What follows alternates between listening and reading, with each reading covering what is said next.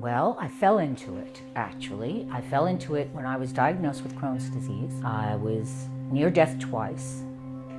I really didn't feel I had any choice but to throw the dice in a different direction away from the American Medical Association. I have nothing against doctors, but for me personally, there was nothing else a doctor could do for me, and that's basically what I was told. I was sent home. I started immersing myself in a creative process 2.5 hours per day. I don't know where I got the idea that it would make a difference, but the more I worked, whether it was creating poetry, whether it was creating pencil drawings, I was very sick at the time still, it didn't matter. The more I worked, the more I felt that I could work. Then there came a time that I got the idea to put an intention on one of the pieces of artwork. I placed the intention on the back, and I placed the intention on the front, knowing that I was going to cover the front. And something else came to me at that time, I mean, purely by just a creative thought came, that I should place it on the wall and leave it alone. So that's what I did. Now my intention was very simple. My intention was to have dinner with my friend Richard once a month.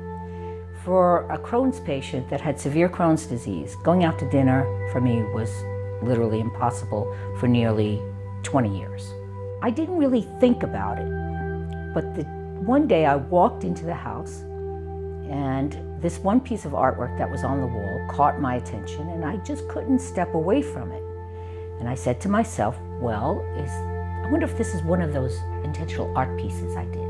I took it out of the frame, I took a look at the back, and on there was this very small, very light, penciled, almost frightened, penciled sort of, you know, in pencil it said, all I want to do is have dinner with Richard once a month.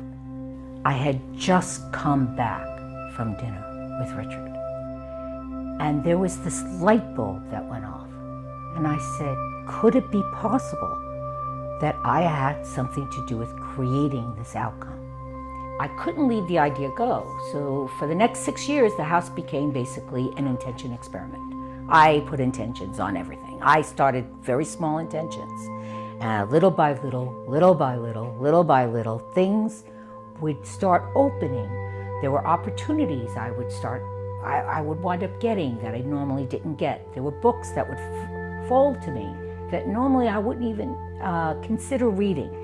So all of these things started to happen, and what ultimately wound up happening is I created my remission canvas 4 months before going into full cure from Crohn's disease.